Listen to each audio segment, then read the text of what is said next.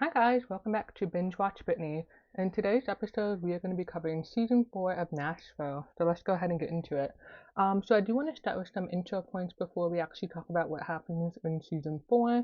I just want to go ahead and highlight that Deacon and Maddie were two of the most annoying characters for me this season. I definitely hated Layla. She's always been annoying since season 1, and season 4 is no different. And so I'm just really annoyed by how her storyline played out, and I'm just really annoyed that Will and Avery both had to deal with her. I also thought that Marcus and Autumn were pointless characters. They obviously contributed a little bit to moving the plot and the storyline forward, but they were not necessary characters. I just did not feel like Autumn lived up to like the legend that she was supposed to be, especially since she's Scarlett's idol.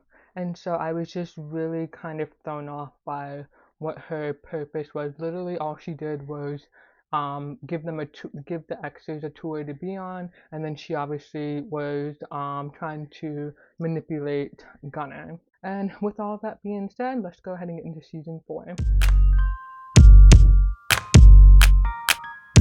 So we have season 4 starting with Juliet breaking down. She ends up calling Raina and she's crying to her on the phone. And this is in the midst of Juliet wanting to leave Highway 65 and sign with Wheeling Dealing Records. So we have Juliet again, just breaking down, and she is playing along in the press and saying that she's a good mom, she's a good wife, but we know that her and Avery are on the outs, they're not speaking, they're not really involved with each other, and this is mainly because Juliet has basically abandoned her family. We also have Jeff managing Juliet at this point, and she's about to return home from her tour, and Jeff tells her, hey, when you're home, you need to be seen with your kids. It's different if you're obviously away from home, but if you are not with your family when you're home, people are going to start asking questions. They're going to want to know what's going on with your relationship and with your daughter and all of that. And so he ends up going to Avery and kind of manipulating the situation so that Julia and Avery end up together. And so we see that happening with them like on the red carpet at some event, and Avery's talking about going on tour with Juliet, and she's kind of confused by this because she knows that this is not going to happen. And then we later see Avery trying to call Juliet, trying to reach her, and he gets to her house and her phone is in the trash can. And then we see Juliet on the plane, and she is given a new phone by Jeff with a new number, and nobody who had her old number is able to contact her. As a result of all of this happening, with Avery thinking that him and Juliet are reconnecting, we do have Avery at some point deciding to move back to Nashville. He was in Ohio with his parents, and he didn't want to raise his daughter in Ohio, basically, so he moved back to Nashville, and he became one of Gunner's roommates. We also have a follow-up with Deacon's liver surgery. Bev had an aneurysm. She's not awake. She's in a coma. Deacon is recovering fine. Season 3 ended with Raina being told that there was bad news and that something went wrong, and so we didn't know if something went wrong with Deacon or with Bev, and so obviously Bev is the one who is in critical condition. We do see that Scarlett is the next of kin, so she basically is the person who decides what will happen to Bev. They are able to establish at the beginning of season 4 that Bev, even though she did awake from her coma, she was speaking, she was interacting with people. She had something happen, and then she ended up flatlining, and they basically were not able to get her back since that happened. And so Deacon and Scarlett are butting heads on what they should do. Scarlett initially, I think, wants to help her mom keep her on life support, but as the doctor continues to say, hey, this is not a good idea, even if you do keep her on life support, this is what it's going to look like going forward, she may never be back to herself. And so Scarlett is really struggling with the sense of whether or not her mother will actually be living if they do keep her on life support.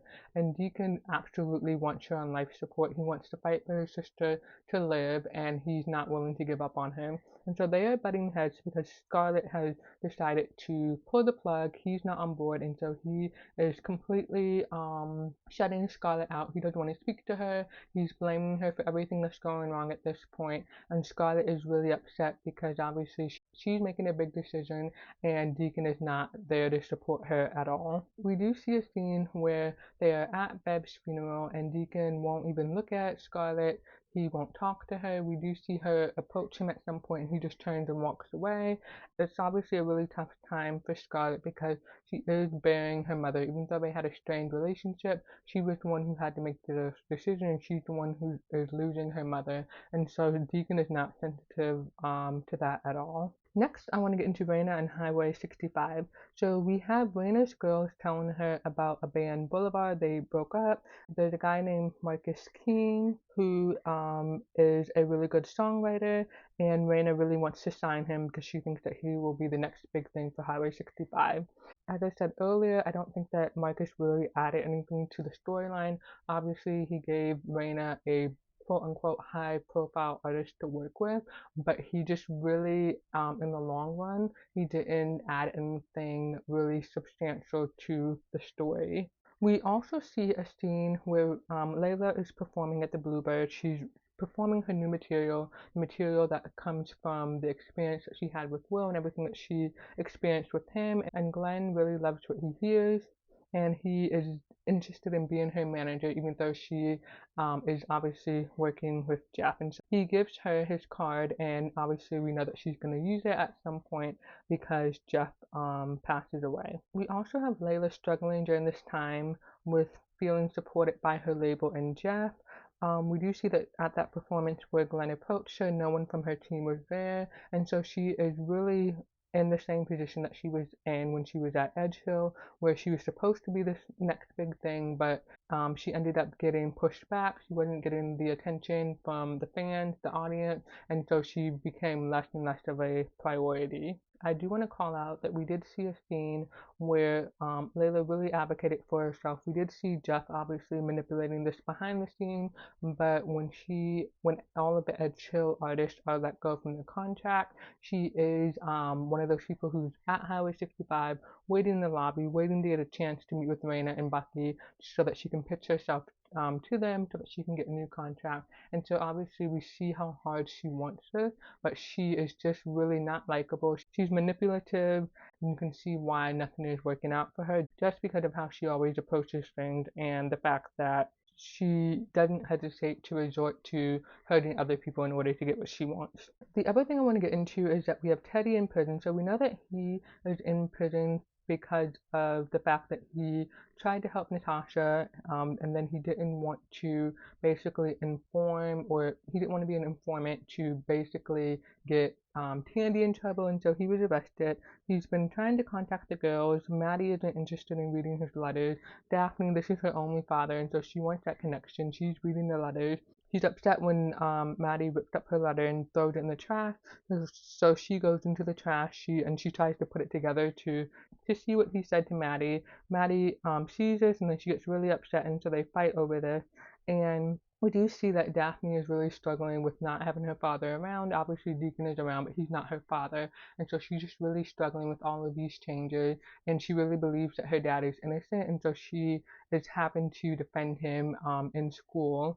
And obviously, we know that her dad is guilty. And so we do see this moment where Raina takes the girls to the prison to meet with Teddy, and Daphne is just like, Dad, tell them you're innocent, they're gonna let you out. Why aren't you standing up for yourself? Things like that.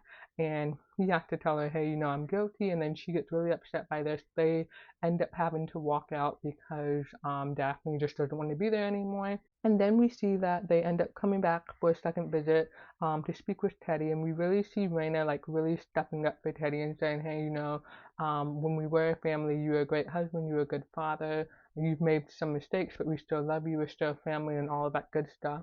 And this really brought the girls back to his side and really made them more appreciative of everything that he had done for them, because prior to everything with the Cumberland deal, and I don't even know how long ago that was, as far as season 1 is concerned, but he seemed like he was really there for the girls, really there for Raina, and a good husband until Raina started to struggle as far as her tours and everything like that. And so I thought that that was really good that Raina really stepped up for him and showed him that he was valued by the family for everything that he had done, despite some of the mistakes that he obviously made.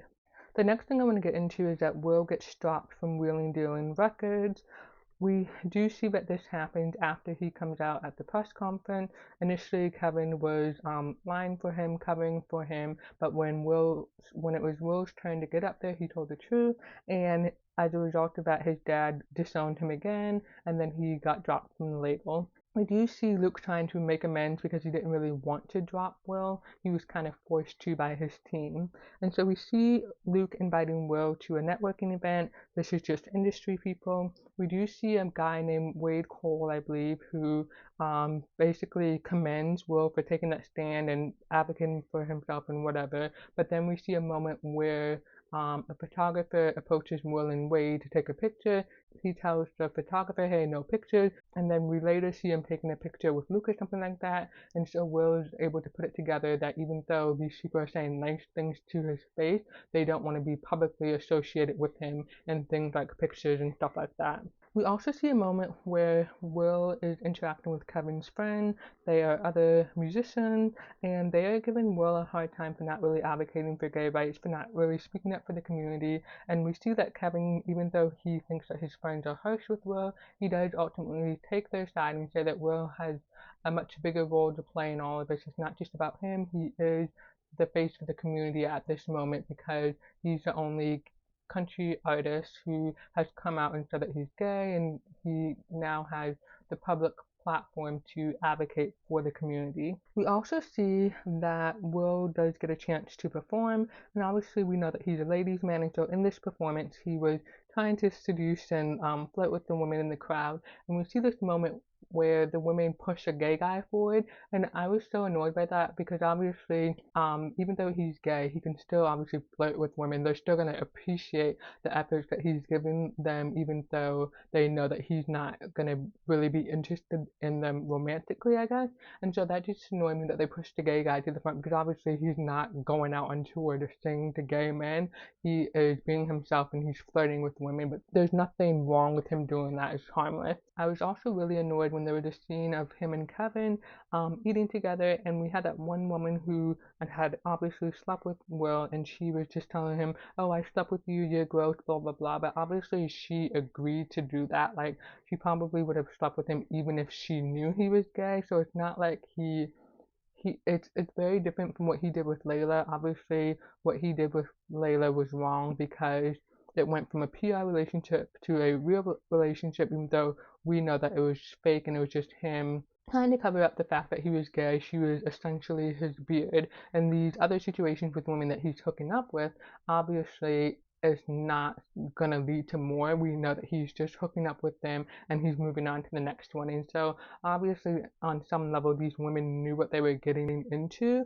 I guess on another hand, you can say that the fact that he just wasn't upfront with them about his sexual history, that could be problematic, but I just don't really know. And so I just thought that it was really unfair that those women, those groupies, were upset with him or trying to shame him for something that they most likely would have agreed to anyway.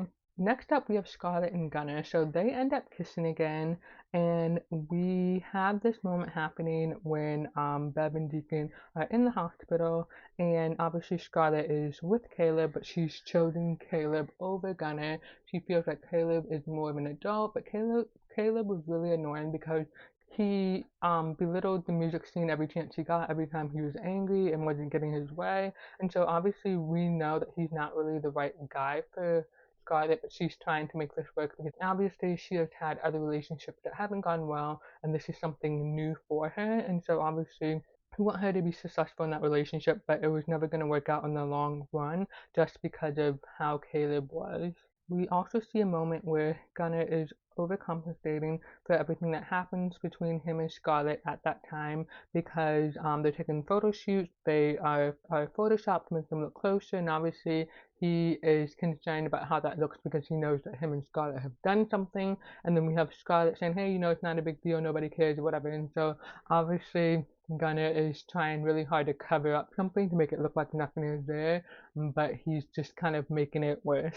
We also see a moment where Gunnar, as a result of him making it worse, he goes and talks to Caleb and he kind of tells him like, hey, you don't have to be threatened. And then this is another moment where Caleb is basically belittling what they do as musicians, what they do as artists, and saying it's not a real job, that they're not going to have success and all of that. And then we have Gunnar flat out telling Caleb that he's not the right man for Scarlett. And then we at some point see Scarlett cleaning out Bev's house. This is something that she has to do on her own. Deacon and her are not talking at this point, and so she's really on her own to go back to Mississippi and clean out her mom's apartment. And we do see that Deacon comes along at some point. He is pushed by Raina to do this because this is a way of kind of like saying goodbye to his sister and kind of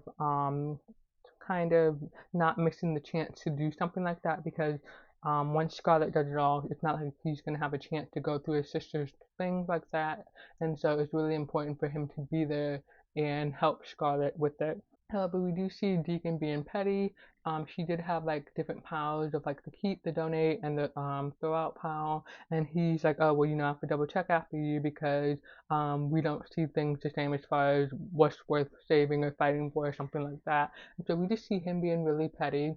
We do see that Deacon ends up going to a bar or a club where Beverly used to sing at, and so he ends up going back to the apartment or something like that, and Scarlett has gone through her mother's thing and she's crying, and Deacon is saying something petty, and she ends up getting really fed up, and she tells him, hey, shut up, you're acting selfish, you're not the only person who lost somebody, just take what you want and get out. And so I'm really glad that she stood up to Deacon, and she does have this habit or pattern of really calling Deacon out on his ish, because he is really stubborn at times and he does the wrong thing for like the right reason, but he just goes overboard sometimes on what he's feeling, and the way that he reacts is not the best. And so I'm really glad that Scarlett called him out on how he was behaving. We do see that they end up going back to that club that Beverly sang at, and we see Scarlett singing closing curtain or something like that, one of her mother's final songs that she would sing at the end of her performance. And so we see this full circle moment of Scarlett realizing that her mother was actually very proud of everything that she was doing in Nashville, because she always felt that her mother, and her mother even kind of said this, she always felt like her mother was jealous of her, wasn't happy for her, but based on how she bragged to her friend about Scarlett, she was actually really proud of everything that she was doing. So the next thing I want to get into is Luke's tour in Atlanta. So at this point we have Julia around a bunch of hangers-on. She has people who are not really capable of doing their job, but she just has them in these different positions because they're fun people to party with. And so we do see this moment where Avery is calling Juliet to let her know that something is wrong with Cadence, but the person who he's talking to, she just tells Juliet, hey, I have something to tell you, and then Juliet is like, well, if it's not about work, I don't care. And so she never told Juliet what the actual problem was, and so she goes back to Avery and tells him that Juliet said that she didn't care, and so obviously this is not at all accurate. And so we do see that Juliet finds out about this, and she ends up firing that person, and then she tries to kind of go to Avery and make this right, and he's given her a hard time about it, and so we just see them kind of developing their relationship and their bond going forward. We also see this moment where Juliet brings Maddie on stage, and this ends up getting Maddie in trouble because Raina's really concerned about the music that she's singing, the image as far as what she's wearing, and what the message is that she's sending out to the crowd and to the audience. And so obviously this is a big moment, and this is where we're starting to see more of the fraction between Raina and Maddie as far as what Maddie wants to do professionally with her music. We also see Jeff making a play for being the CEO of Luke's label. Luke has someone in charge of kind of like his business. I'm not sure what the position is, but this is Gabriella, and she is really telling Luke and driving him to make certain decisions in order to make his brand more successful. And so obviously Gabriella had Jeff at the top of the list, but Luke knows that Jeff is way more compromised than the general public knows, and so he immediately takes his name off the list, and we see Jeff really trying to advocate that he's the right person to be the CEO because he knows the music business. We also see Gabriella challenging him to put business ahead of his personal life because he used different events to promote different things for Layla, and so she's really challenging him to do something for Luke first before trying to do something that benefits his girlfriend. We also see Avery coming to Juliet and officially telling her that he wants a divorce. He gives her 24 hours to respond, and then he gives her like a few terms that he wants her to agree to. She ends up, I think, calling his lawyer like he asked, and she agrees to the divorce. But then we really see that she is struggling with this. She ends up attacking a fan who wants to take her picture, and this was actually a really, really crazy moment in the show because we know that Julia at this point is on drugs. She's drinking a lot, and so she's not in her right frame of mind. And just seeing her going off and going crazy and just wailing on that fan was insane. And then just see them convince the fan to pretend to be a stalker and that she was stalking Juliet and she was invading her space and that she caused the situation was really crazy. It's just really insane what you can make people believe just if you use money to like silence them and stuff like that. And so I just thought that that was a really crazy moment from Juliet. We do see that Juliet continues struggling. We see this one moment where she's just mixing different pills, she's taking alcohol, she has no idea what's going on. She ends up leaving her room and she walks out of the lobby, out of the front doors, and we have Jeff with Luke and Gabriella, and he sees this, and so he follows Juliet, and obviously at this point we know that Juliet wants to commit suicide. We also see this kind of like overlapping scene where Colt is talking to Maddie. He's drunk, he needs air, and so he steps out onto the balcony and he sees everything that plays out as far as Juliet wanting to throw herself off the building. Then we see Jeff talking to her, Jeff pulling her back, but Jeff kind of going too far over the ledge that he can't correct and pull himself back, and he falls off. And so we do see this really, really intense, sad moment where Jeff does the right thing and he ends up losing his life a little bit. I will say that even though he did a heroic thing, I think that he created this situation because during that whole time in Atlanta, he was lying about Juliet's well-being. He could have easily gotten her help before that, but he didn't, and that led to that moment on the top of the roof, led to him losing his life. We also see a moment where Colt is telling Luke what happened. This is shortly after Luke found out, and then he realizes that Colt saw everything, and then they tell Colt to keep quiet, don't say anything, and then we have Luke at some point, I guess, asking Juliet about it. She denies it, and then this gets back to Colt, and so when they are at the arena, Colt bursts into Juliet's dressing room and he confronts her about lying, and then Juliet, you can kind of see her kind of processing everything that she's saying, and so she's seeing little flashbacks. She's seeing herself on the roof, and then when we see her make her statement before like the concert starts or whatever, when they're doing their tribute for Jeff, we see her reacting to the poster that she saw on the billboard when she was out on the roof, and she's having more flashbacks until she realizes, hey, I was involved, I was out there when Jeff died. And so we see her completely losing it, and then she ends up going to Luke and telling him, hey, I need help, I was there, your son was right, blah blah blah, I need help. And so Luke ends up going to Colt and telling him, hey, I'm sorry, I doubted you, you were right, she confessed that it was her, she didn't remember or recall it at first, but she said what you said was accurate. And so I'm glad that Luke finally realized that Colt was telling the truth because they were so willing to dismiss it. One, because of the brand, but then also because of the fact that he was drinking. And I feel like that was such a crappy situation for him to be in because he saw something so traumatic and then nobody believed him on top of that. Next up, we have the X's going on tour. So we have them going on tour to promote their album.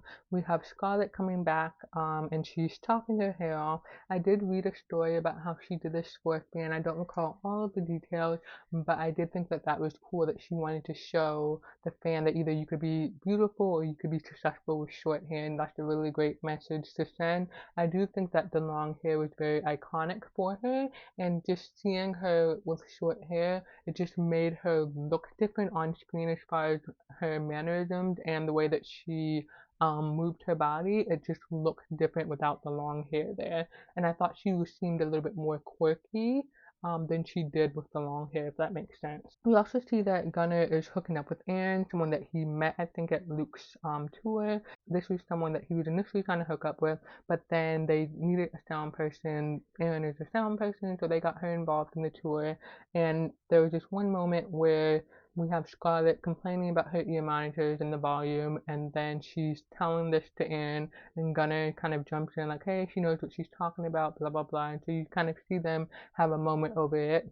And then later on, when they're performing, you see that Scarlett is telling Aaron to turn up her monitors, and Aaron is doing this, but I think she turns them up too much, but then doesn't basically balance out the rest of the board, and she blows the grid, and they have to perform in the dark and go acoustic.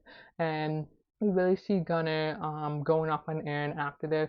Scarlett wasn't sure that he would do that just because of the fact that he was having fun and hooking up with Aaron, but it was really good to see him step up and put the group first, business first, and tell Aaron that if she didn't know what she was doing, then she needed to get off the tour. And so I was really proud of him for doing that, because it was already kind of questionable whether or not he was, not that he wasn't there to work, but it was questionable whether or not he would put the group first, because he was basically so into being in a relationship and having someone. The next thing I want to get into is Deacon by the bar. So he has a sponsor named Frankie, and Frankie has a bar that's not doing well. A lot of people don't go there, and so to honor Beverly, he wants to buy into the bar. He wants to change the name, and he basically wants to make it like the Bluebird on a different side of Nashville or something like that. And so he's very successful in doing that. And obviously, with him now owning a bar and him being an alcoholic, Raina is very concerned about this. At first, she's not really on board, but then she eventually comes around and is supportive of the things that he wants to do and the way that he wants to honor Beverly. We also have Maddie continuing to act out. She ends up dyeing her hair blonde. She is not really getting along with Colt. He's distant. Obviously, we know that he's feuding with his father. He's not talking to his father. He's angry that his father is not doing the right thing. He's angry that his father is putting his brand above doing the right thing. And then we end up seeing a moment where Maddie hears her mom talking about a Sony deal, and she gets really upset about the fact that her mother is not allowing her to pursue professional opportunities, and we kind of see more and more of the fraction of their relationship. As a result of this, we do see Raina signing both girls to Highway 65 because the Sony deal was just for Maddie, and obviously Daphne didn't really like this because they're a duo, they're a group, and Maddie going off on her own kind of just made Daphne feel away because they were always singing together, and so was in a sense changing her identity because it was the Conrad sisters. And here we have Maddie kind of growing up because she's older and kind of moving on to more mature things, and Daphne is not really ready for that, and she's struggling to kind of embrace the changes that her sister is going through and the things that she wants to do. So while Daphne is happy about being signed to Highway 65, Maddie is not, and she kind of calls this out to Daphne and kind of ruins the experience of being signed to Highway 65. The next thing I want to get into is Will is writing this song. So he is no longer working with Kevin. He is not really performing at this point, so he wants to continue kind of like songwriting to stay involved in the music industry. And so he works with Avery to write this song. I don't think he's comfortable with performing it or something like that, so Avery ends up performing it at Songwriters Night at the Bluebird, and they end up getting interest from a publisher, and then Wade Cole ends up wanting to put a hold on the song that Will has written. And we know that this is going to be problematic because Wade Cole that obviously didn't want to take pictures with Will, and now he's buying a song of his to record and make money off of. And so we have Will kind of understanding what this is happening, and we do see that Wade is a hypocrite. He doesn't want to hang out with Will at his home. Will does research on Wade, and he finds out that he very for traditional families. He's against the gay lifestyle, and he's very active in speaking out about this. And so we see this one moment where Will is trying to kind of like check into the room that they have reserved to work on the song, and there's no reservation, and so they have nowhere to work. And I almost wondered if Wade canceled the reservation, and the reason why I think that is because once Wade came in, and Will told him what the situation was, he was just like, hey, let's go back to my house. And his family was already out of town, so obviously they could go back to his house. And he ended up hitting on Will and making a move on him. And so I feel like he kind of set that whole thing up so that he could have his way with Will or whatever. And so we have Will kind of realizing that Wade Cole is exactly who he would have been if he had kept silent about being gay. He would have been this person who was known for something, but then behind closed doors, he was something else completely. And so Will says this to Wade that he doesn't want to be anything like him. As a result of moving back to Nashville and having Cadence with him, we do see Avery wanting to provide for himself, provide for Cadence. He's not willing to rely on Juliet's income to do all of this, and so we see him working for companies to produce jingles, I would assume for commercials, and then it's really difficult for him because he's trying to get these different jobs, but then people keep bringing up Juliet and the fact that she's rich, and so it makes it hard for him to really kind of like beg or really make his case for why he wants a job when people already think that he's rich and doesn't need the money. And so we do see this one moment where he is supposed to get maybe $500 for working on a jingle, but he only gets paid $250 because it took him half the time to do the work that they had hired him for. And so we just really see how difficult it is for him to make a living and also work around the time constraints that he had as far as caring for a child and being a single parent. He is able to get Emily on board to help him because Juliet is still paying for her to work for her, even though she isn't really actively using her at the time because she is, I think, in rehab at this point. And so he gets a lot of help from Emily, and this makes it easier for him to do the things that he wants to do, but he's still struggling to actually make money. And then we do see that the relationship gets a little bit compromised when we have Juliet calling Emily and kind of like trying to rekindle that friendship, that relationship. And once Avery finds out about this, he fires Emily because he feels like he can't trust her, especially when it comes to Cadence. Then we have Emily kind of revealing that Juliet is doing really well. She was in rehab and then now she's getting treated for postpartum depression. And in order for her to make that recovery, she needs to actually bond with Cadence. And so what really gets him to agree to this is Emily tells him, it was either Emily or it's the doctor that Juliet was seeing, and they say something to the effect of him being the reason why Cadence didn't have a relationship with her mother because he had a chance to give her that and he said no. And so obviously he doesn't want to be that person who's preventing that relationship from being there, but he agrees to let Juliet see Cadence on a supervised basis. Next up, we have Luke and Colt butting heads. So obviously they're continuing to butt heads over Luke not wanting to tell the truth and putting his business first. We also have Gabriella getting in the way because her and Luke are crossing business professional lines and they are starting to hang out, they're starting to date, and she keeps forcing Luke to make all of these decisions in the interest of the brand, and we see how this complicates Luke's relationship with Colt because there's this moment where he wants to kind of like have a weekend or whatever with Colt, that he just wants to fish on his land, and then we see Gabriella coming up with the photographers to take pictures for some articles, some magazine, and then Colt feels like he's being set up for this father-son time when really it was just something to get pictures. And so Gabriella is really not helping this situation, and I'm glad that she ends up leaving once things get really tough. We also have Raina really trying to put Highway 65 on the map. She's working with Marcus Keene at this point. She's really working with him to put his album together. Marcus is obviously a very difficult person to work with, and she calls Marcus out on this and says that, you know, the word on the street about you is not good, you're difficult, you're arrogant, and all of this stuff. And we do have them working together to make his album. At first, he was supposed to work with Avery, but he really had a problem with Avery speaking up, and they just didn't work together. And so I think he ended up firing Avery.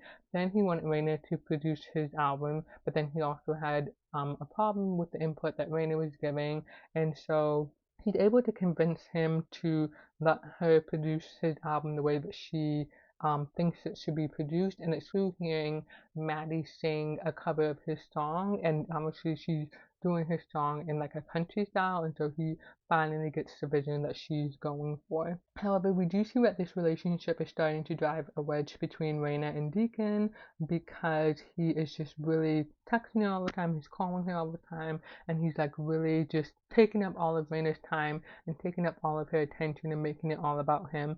We also see this moment where he needs a song for his album, and so he chooses one of Deacon's songs. And obviously, Deacon wrote the song and it's supposed to be sung a certain way, but Marcus ends up changing the lyrics, and Deacon doesn't like this. He tells Raina this, but then Marcus pushed back on this, and then Raina kind of sides with him, and so this sends Deacon over the edge, and he ends up telling Raina that no guy will text that much, no guy will call that much, and it's because Marcus thinks that he has a chance of sleeping with Raina, and Raina is making him think that he has that chance. And so as a result of this, Raina goes and she talks to Marcus and she tells him like, hey, there's no chance Deacon's my guy. He pretends like he wasn't hitting on her, but he totally was, and so we see how that plays out later on as well. Next up, the big shocker that we find out about is the fact that Luke owes the government $40 million. His accountant was basically embezzling money from him, and so obviously this is bad for Luke because people either think he's too stupid to notice that 400 million is missing, or he's too rich to care that 40 million is missing. And because he's trying to start this lifestyle brand, this is obviously not good for his investors to hear. And so we have him like figuring out how to deal with this. He liquidates some of his assets so that he can make a payment plan to the IRS. We also see that during this time he is butting heads with Colt, and Colt ends up deciding to move out and live with his grandfather. We also have Luke having problems with his tour as a result of the fact that he is in debt to the government, and the fact that he isn't really the country boy that he grew up with. Like, he's not really in that same environment. People, in a sense, feel like he's a sellout, and so he is losing that connection to his fan base. And so he needs to get a bigger name on the tour so that they can start selling out tickets again and they can continue to make money, especially with him having been in debt. He is able to get a legend that he had performed with named Riff, and this is someone who has been retired for 15 years, so he has not played in a very long time. We see this moment where Riff agrees to do the tour, but when he's practicing with Luke's band, he's horrible, but he's blaming it on the band, and then him and Luke end up getting into a fight, and then we see them later kind of talking it out, and Riff admits that he isn't as good as he thought he would be, and that he really does need the band's help, and so he's kind of humble in that moment and realizes that he is not the singer, the musician that he once was. Next up, we have Deacon and Raina's wedding, and we have Avery who attends this wedding, and he is forced to pretend like him and Julia are still married, and this is really stressful on him. We see him have a panic attack. He is getting questions left and right about Juliet. He has a script that he has to stick to as far as what he's supposed to tell people about Juliet, and all of this is weighing on him a lot, and he's not happy that he has to basically live this double life. We also see that this is the event where Colt finally tells Layla the truth, and we have her visibly distressed by this news, and from here is where she launches her revenge plan on Juliet. And how she does that is she wants to put out her next album. She gets Glenn to be her manager, and then she also gets Avery to produce her next album. Next up, we have the X's. They're finalizing the details for their album so that they can release it. There are some concerns about the single for the album. They have chosen a song that is basically just a solo for Scarlett. She isn't happy with this. She feels like since they're a group, this solo should be something that reflects equally her and Gunner. And then we see this really cool moment where I think they have to sign that contract in terms of royalties for like the songs that they've written, and they decide to split everything 50-50 regardless of who wrote it. And I thought that that was something awesome that they were able to do because they're really sticking to the fact that, hey, we're a group and we're both responsible for each other's success. And then The next thing I want to get into is we have Avery kind of moving on, and he meets a girl named Sienna from the swing, and this is a girl that also has a child. She's a single mom, and she approaches Avery with some toy, pretending that it's cadences, and he goes along with it, and they end up hanging out, spending time together, but they end up not really moving beyond that because all Avery can do is talk about Juliet, and she realizes that he's not ready to date. He's not ready to put himself out there, and then we also see that Avery is working more and more with Layla to produce her album. We know that she has ulterior motives, but we see her kind of like trying to worm her way into Avery's life. She's pretending to be his friend, but then she's getting jealous about Sienna. She's trying to invite him to places, and then she's getting mad when he's rejecting her because he's doing something else for someone else. And so we just see how Layla is really manipulating everything behind the scenes to get Avery to her side. Moving on to my next point, I want to talk about Vita and the Beverly. So the Beverly is the bar that Deacon has bought into. They renamed it. They changed the way the bar looks inside. They have pews kind of towards the front near the stage so that people can kind of treat the music experience as like the sacred experience. I think he is basically inspired by another bar that does something similar, or another place of business that treats music as this sacred thing. And so we do have this new artist who comes in, Vita.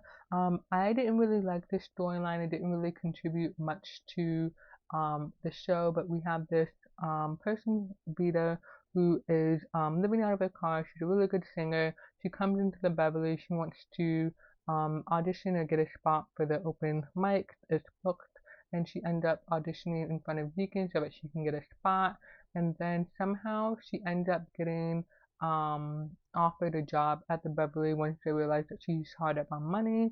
And then Deacon is able to get Raina to come and listen to her. And then we see that she is filling out this job application. She has to admit if she's been charged with a felony or something like that, and she leaves without filling out the paperwork. And Frankie's like, hey, I have a feeling about that one. It's not going to work out. And so we do see that she shows up for the job. She's working, and then her and Frankie are closing up the place basically. And Frankie ends up calling Deacon to tell him that $500 is missing, and he thinks that Vita stole it. And so we have Deacon and Raina really defending Vita. They don't think that she did this. Vita even lied directly to Raina's face and told her that she didn't steal the money, and we see that this is not something that Frankie is willing to give up. He is sticking to the fact that Vita did this, and Deacon wants him to let it go. Frankie is supposed to ask everyone else if they did it, but he strongly believes that Vita did it, and so we see this one moment where him and Vita are getting into it, and she finally admits that she stole the money, and we see that Deacon and Raina are really dealing with the fallout from all of this because they really believe that Vita was a stand-up person. They believe that she wouldn't have done something like this, especially with how they were trying to help her. And we see this moment where Raina goes and confronts her, and Vita ends up telling her that her sister needed the money because she got involved with some bad guys. We see Raina tell Vita that she can't help her because she can't trust her, and then her and Deacon end up talking about it some more, and she really wants to do something to help women who are in that position of where they're homeless and they're struggling. And so she goes back to check up on Vita, and she realizes that something horrible has happened because Vita is living out of her car, but her car is trashed, her tire is ruined, and she has no idea what has happened to Vita. The next thing I want to get into is Maddie and Colt. So they break up. So we see that as a result of everything that was going on with Luke, Colt is changing a lot. He's not into the music as much. He wants to do things that he's proud of. He wants to do normal, everyday life things. With him living with his grandfather, he is all about chores and being a stand-up person. And he wants to live this good and honest life. And we see Maddie is getting more wrapped up in performing, wanting to develop and be more mature as a songwriter, and she's spending a lot of time with Cass. And so, what I liked about this moment between Colt and Maddie is that we are seeing someone Maddie's own age reacting badly or reacting strongly to how she is changing. So I think it is very telling that Colt himself, who is really big on music, he is obviously he is obviously part of the lifestyle that Maddie is involved in and lives, and he lives it at an even more excessive degree. And so he is really able to see that touring and all of that stuff is not all that great, especially when you have to compromise your values. And so he is quick to call out Maddie for how she is changing, and she doesn't like this. And so we see them breaking up over basically him not agreeing with how she is wanting to live her life. And so we do see this moment where Cole decides to join the army. He wants to be like his grandfather. He wants to do something that makes a difference. And we finally see Luke agrees to sign off on this once he has a conversation about why Colt wants to do this. And going into my next point, we have Will finally getting signed back to Wheeling Dealing Records. So we have Luke realizing that he never should have fired Will to begin with, and he ends up bringing Will back to work at the label. And we do see that initially someone named Ken isn't on board with it. Gabriella is no longer working Wheeling and Dealing Records because the brand is dead, and then everything that happened with Juliet, Jeff, and Colt. And so now it is just Luke and the rest of his team. And so he decides to bring Will back in because he really wants to do the right thing. He really wants to advocate for Will because he's someone with a huge platform and he should be able to do this. And he's finally willing to take on that challenge. The other thing we have happening is the X's go on tour with Autumn. And so as I mentioned earlier, I didn't really think that Autumn was really vital to the storyline. They could have just went on tour with anyone else and they still could have told the story. So she just really was a pointless character for me. Obviously, we saw her kind of like seducing Gunner and really trying to break up the band and kind of like sleep with him and kind of like confuse him and manipulate him. And so that also made me not like her anymore. And I was really annoyed by the fact that they presented her as this legend, as this respectable person, as this person that people looked up to, but really she was just like an airhead who was just like using her body and manipulating people. And so it was just really disappointing to see that type of character. Something else I want to talk about is Juliet. So we see her coming out of rehab. She wants to get back into work, and she does have an offer to do a movie that she turns down because she wants to spend more time with Caden. She does initially accept the offer, but then when she's doing a press conference, she tells the press like why she was out and the fact that she wants to spend more time with her daughter, and then she ends up basically quitting the movie. Then we see that she is having trouble getting Glenn back to her side, and so she decides to do a performance and sing a song that's dedicated to him, just to let him know how much she needs him, how valuable he is to her, and even though he may not have room to manage her, she still wants him involved in her life in a personal way. Then we really see Layla kind of upping her plan to basically screw Juliet over and take over her life. First, she's gotten Glenn to her side, and then she's also manipulated her way onto Luke's tour. And she does this with the information that she knows about Jeff. And she doesn't outright tell Luke that she knows about Jeff and how he died, but she does say something about, you and I are really the only ones who know about how Jeff died, and obviously she had a double meaning there. She's telling him basically that she knows how Jeff died. He doesn't catch it, but he is feeling guilty, and so he gives in to her blackmail kind of without really knowing that he's being blackmailed, and she gets herself a spot on his tour. And then we really see that she's trying to worm her way into Avery's life. She's trying to be his friend and kind of like get the inside scoop on what's going on so that she can use that information to manipulate and control him.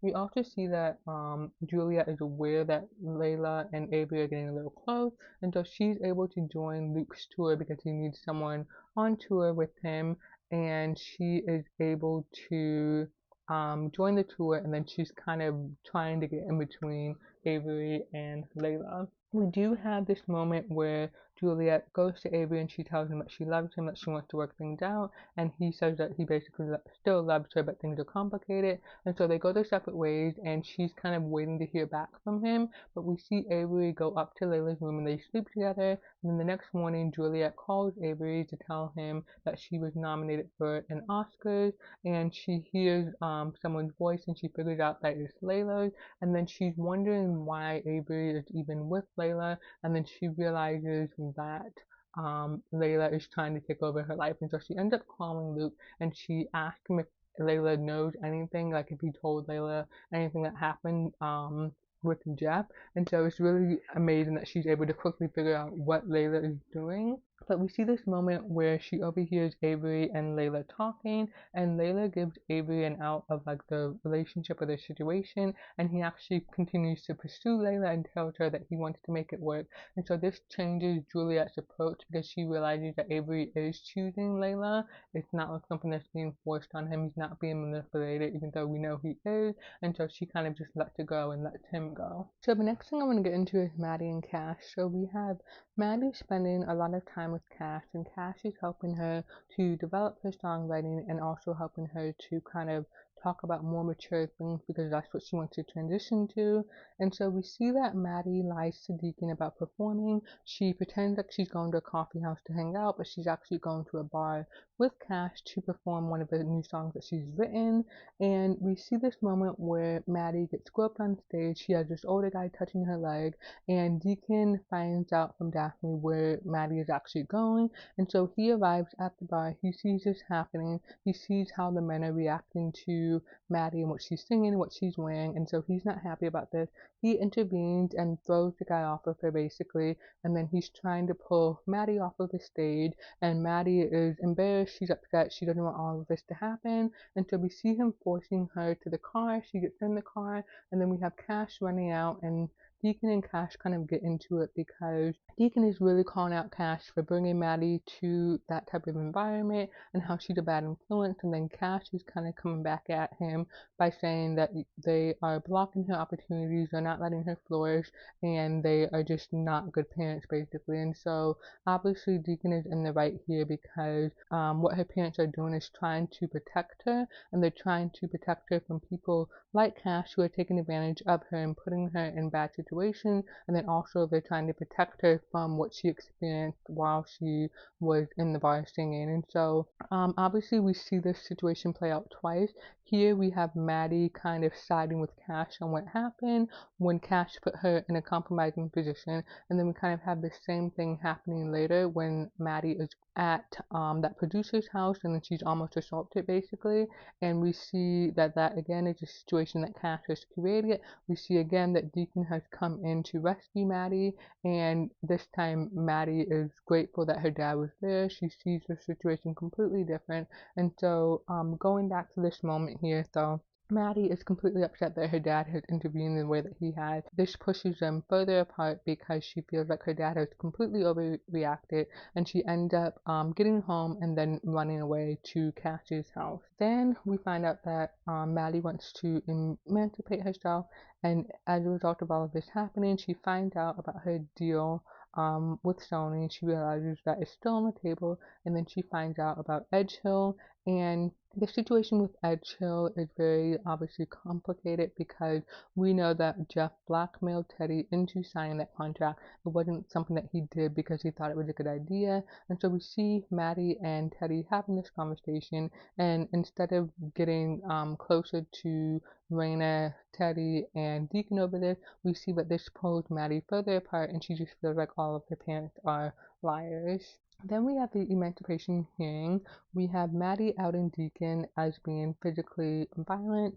We have all of these stories about Deacon's past, and it comes from Frankie, who was the sponsor and heard all of these details. And so we see that Frankie is getting back at Deacon for taking over his bar. He was obviously very upset about that. He feels like he's being pushed out. He feels like he is not as important and stuff like that. And so obviously he's getting back at Deacon by airing out his dirty laundry, but then he's also defending his daughter, who is directly being called out for being a bad influence on Maddie. So what this leads to is Deacon ends up going to the bar where Frankie is basically taking charge of everything, the open mic night, and we see him tell Frankie, hey, I want to talk to you, and so they go outside, and they're basically just going at each other, and what happens is Frankie throws the first punch.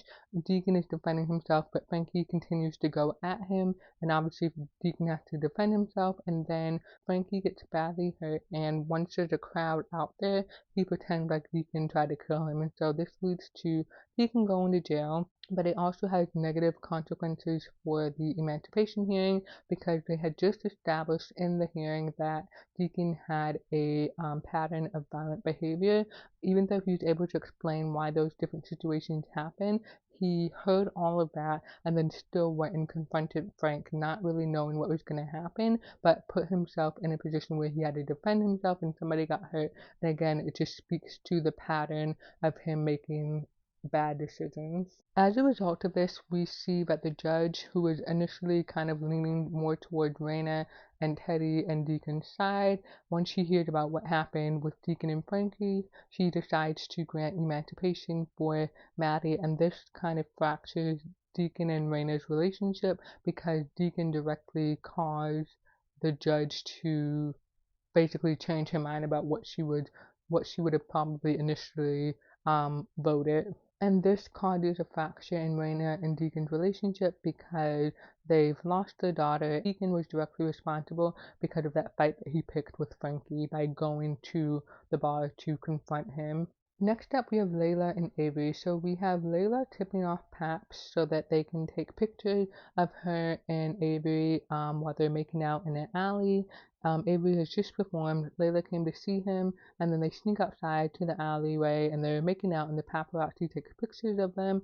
And so we see this scene later on where once the pictures have hit the internet, Glenn calls Layla, and he basically says, the pap was tipped off by a woman, and it's almost like we planned this. And so he's kind of indirectly calling Layla out, but she doesn't really confirm anything. She just tells him good night. But we know behind the scenes that this is what she's working to do. She's working to manipulate Avery so that she can basically take him away from Juliet.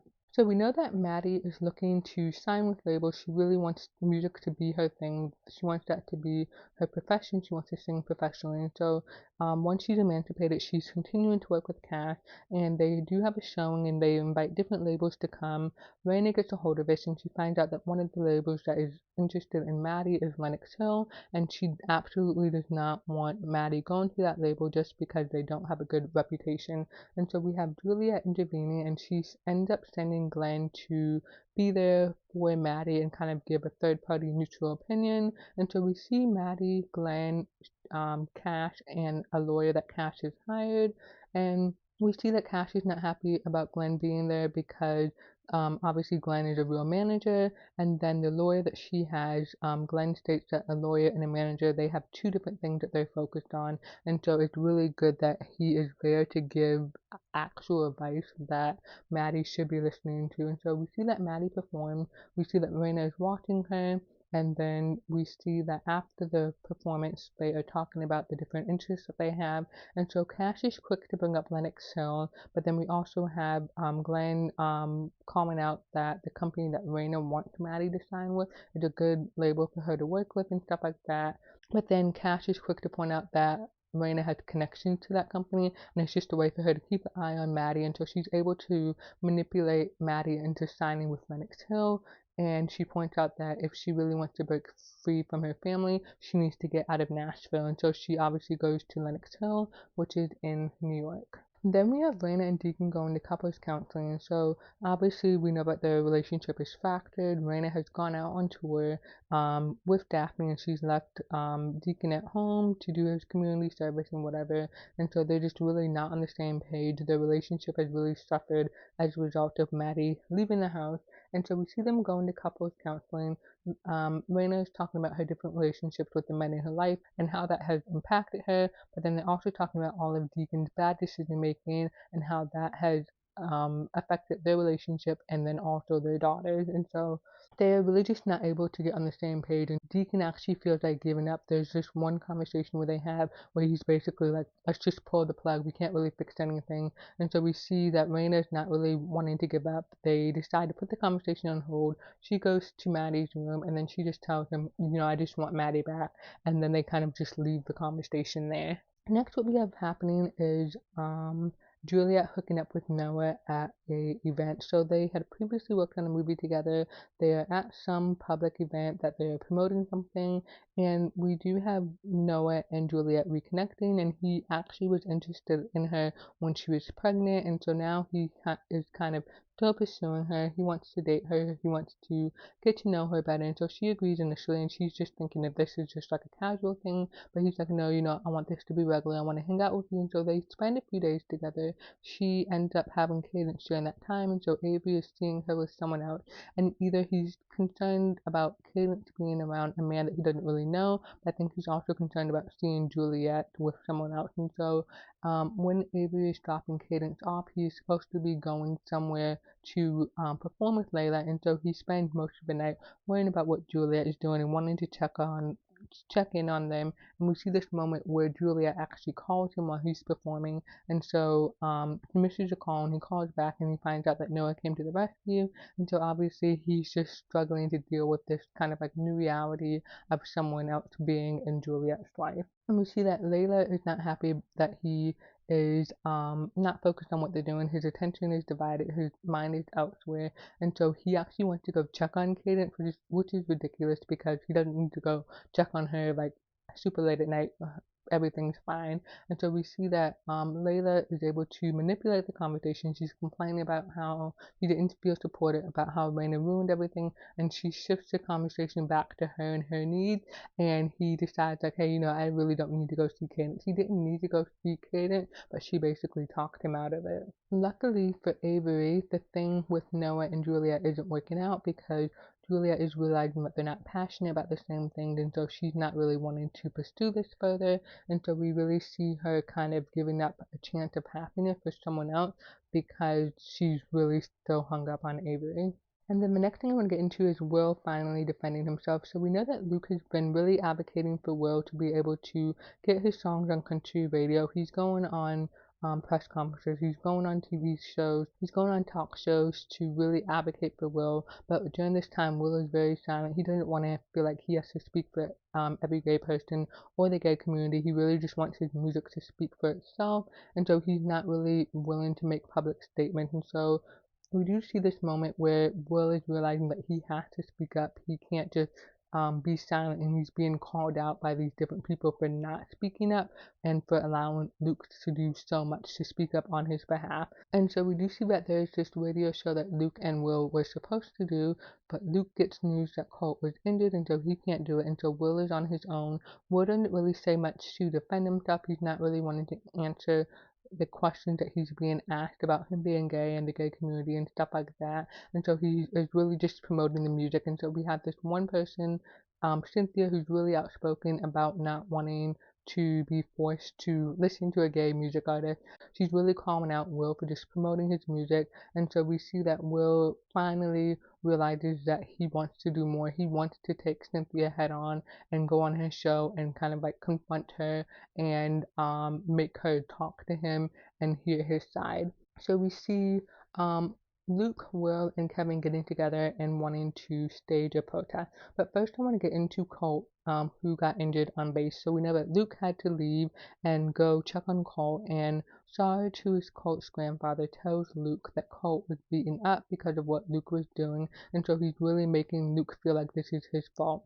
We do have Colt waking up, and he admits that he wants his father there. He admits that he threw the first punch because he was defending his father, and I'm really glad that this moment happened because obviously early on in the season we had Colt really upset his father wasn't doing the right thing and he wasn't standing up for the truth, and so it would be very backwards for Colt to be that upset at the beginning of the season by what his father was doing, for him to be upset that he is getting basically beat up because his father is taking a stand to do the right thing finally. And so Colt does tell Luke that he's very proud of him for what he's doing. He threw the first punch because he wanted to defend his father, and so this is a really full circle moment because we see that they are able to get their relationship back on track because Luke has finally decided to do the right thing and he's sticking by that. Then the next thing I want to get back to is that we have Will doing his protest so that he can speak to Cynthia, and so we see him protesting outside of Cynthia's building where she works, and there's a crowd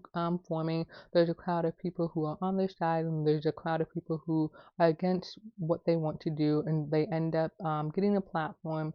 They sing a few songs, and then they have somebody from Cynthia's team, who comes down and tells them to get everyone to go home basically, and that Will has his opportunity to speak to Cynthia, but he's kind of put on the spot and he has to do it right away. But what's really good about his opportunity to speak with Cynthia is that he's able to tell her on air that she's scared of hearing from him because she doesn't want her audience to recognize him and somebody else that they know. So she doesn't want her audience to recognize a gay person in their friend and their brother and their relative and their roommate and their coworker. And obviously this is a very powerful point that he's making, and I'm glad that he had the guts to say this to her face and on camera, because it's not like he's just the only one. There are other people out there, and he's just opening her eyes to the fact that she is pretending like this is like some isolated thing, or that she doesn't know people who know gay people, if that makes sense. I don't think that's a good way of explaining it, but she's basically saying that he's basically saying that this is something that other people can relate to, and you're not allowing your fan base to do that. We also see this moment that once that interview wraps, we see him and Kevin reconnecting and they kiss, and so Luke was really a fan of Will and Kevin together, and so he kept pushing Will to kind of make up with Kevin and kind of get that relationship back on track. And then the next thing I want to get into is Juliet, Jeff, and Layla. So we do have the news breaking about what happened to Jeff and how Juliet was there, and so we see that she is, I think she's in town or something, for the Oscars. She's not in Nashville, she's somewhere else, and she's in town for the Oscars, and she's like going to her hotel or something like that, and she's ambushed by news people who are asking her if it was true that she was with Jeff when he died. And so we see that this is coming from Jeff's sister.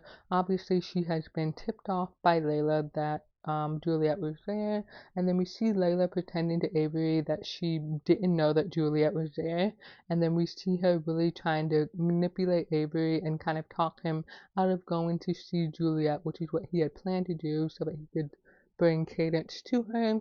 And so then we see that Layla isn't getting the reaction that she wants from Avery, so she ends up calling Jeff's sister anonymously and telling her to look into Luke Wheeler's son cult. And so what this leads to is people finding out that there's a witness, and then somehow Luke knows that the person that they're talking about is Colt, and so he reaches out to Colt, and Colt admits that he told Layla. And so this leads to Glenn calling Layla and saying, hey, you know, Juliet said she told you about this, and then Layla's obviously lying, denying it. And I'm so glad that Glenn chose to believe Juliet, and I think it's because of how Juliet was acting that it made it easy for him to see that she was telling the truth, because she wasn't trying to fight the settlement. It was $3 million. She was willing to pay it. She understood her involvement in what happened, and she even at the Oscars publicly spoke about how she was there, that she wanted to commit suicide, that she was saved by Jeff and he was a hero that night. And so we see that she's really taking responsibility for what happened and she's not trying to get out of it. And so we see when Layla is confronted by Glenn, she denies that she lies and stuff like that, and then she tries to go to Avery and spin it. And so what we see at that same time is that Avery is getting a call from Luke, and Luke basically outs Layla for having known for way longer than she made it seem about Jeff and Juliet, and then he is realizing that she's orchestrated this whole thing to basically take over Juliet's life and get some sort of revenge on her for what happened to Jeff. And so as a result, he dumps her and she is just left there crying. We also see this moment where Avery calls Juliet and he realizes that her breakdown happened after he served her with divorce papers or whatever, and so he's realizing his part that he played in everything, and then he tells her, hey, you know, we're still here, and so obviously they are going to reconcile. However, we are left at a cliffhanger for the end of season 4. We find out that Juliet's plane lost contact with the towers, and so we have no idea what happens to her. I do want to go back to a few things. So we have the extras. So Scarlett and Gunnar are kind of at a crossroads. Scarlett has gone ahead and admitted that she is still in love with Gunnar, and then we have Gunnar hooking up with Autumn, who is completely manipulating him, and Gunnar is kind of not really believing Scarlett. He doesn't understand why she's saying this, and so they decide to break up the group because they just really can't get on the same page. And so we have them having another conversation where Scarlett admits that she's not manipulating him that she said I love you because she means it, and if he doesn't feel the same way, that's fine, but he's not going to tell her what she's feeling. And so we see them performing together. They're kind of really not on sync. They're not really in sync. They're not on the same page. But then we see Gunnar kissing Scarlett. He moves towards her and kisses her. And obviously, this is an amazing moment because Autumn is really trying to get in between them. But Gunnar realized what I feel for Scarlett is much bigger than whatever Autumn is promising me. And so as a result, Autumn fires them from the tour, which is great because it allows Gunnar and Scarlett to be free of the negative influence that she was having on Gunnar. And then the last big thing that happens is we have Deacon saving Maddie. So we know that Maddie is in New York. She is still working with Cash, and she is getting hooked up with this producer. I can't recall his name, but Raina finds out about this, and she tells her own story with that producer who basically tried to assault her. And so they can't get in touch with Maddie at this point. What Raina decides to do is write a public letter. She doesn't name the producer, but she tells Maddie directly, the producer that you're now working with is the one who did this to me. And so we see Maddie and Cash going to this producer's house. There's a party, and then Cash and Maddie get separated, and the producer takes Maddie to this room. It's just the two of them. He's getting her drunk. He's offering her drinks, and she ends up looking at her phone, and she had a friend who texted her the article, the story that her mom wrote, and so she's reading it while the guy is distracted, and so she knows that she's in trouble. And so we see the guy kind of like trapping her, and we know that she's in this terrible situation that she's not in the position to get out of. What we have happening is obviously Deacon and Raina and Daphne are in town for a charity event, and they're not far from where Maddie is. And so Deacon sees a picture that Maddie has posted, and he knows where she is, and so he goes to that location to rescue her. And so he saved her in the nick of time. She hears him calling for her, and he basically saves her, and he calls out that producer for what he tried to do to Maddie and what he did to Raina. And so that is where I am going to leave off with season 4. We have Maddie being rescued by Deacon, and she is reunited with her family. And one other thing I want to call out is that Maddie actually goes off on Cash, which was completely different from what she did the first time around. When Cash put her in that compromising position at the bar, she was completely on Cash's side because she wanted to be grown and whatever. But now she sees how much trouble Cash could have gotten her into, and how Cash was not there because Cash just wanted to mingle with other celebrities. She wasn't making sure that Maddie was safe. And so we see that once Maddie is rescued, she goes off on Cash for not being there for her, and then she realizes that Cash is not the person that she thought she was, and that she needs to go home to her family, and she does go home to her family. So to go ahead and wrap up this episode, I'm super excited for season 5, which I'm going to start watching after I am done recording this episode. So I'm definitely looking forward to what Maddie's career looks like going forward. Is she still going to be signed to Lenox Hill? Is she going to get out of that contract? What is going to happen with her professionally? I'm also curious what will happen with Luke and his ex-wife, because he did make a comment about how something didn't work out with his ex-wife professionally and personally. And so I'm interested to see if he's going to try to rekindle with his ex-wife. And then also I'm very curious about what happened to Juliet's plane. I hope she's safe. I hope she's alright. And so I'm really excited to start season 5, and I'm going to go ahead and end this episode, and thank you guys for listening.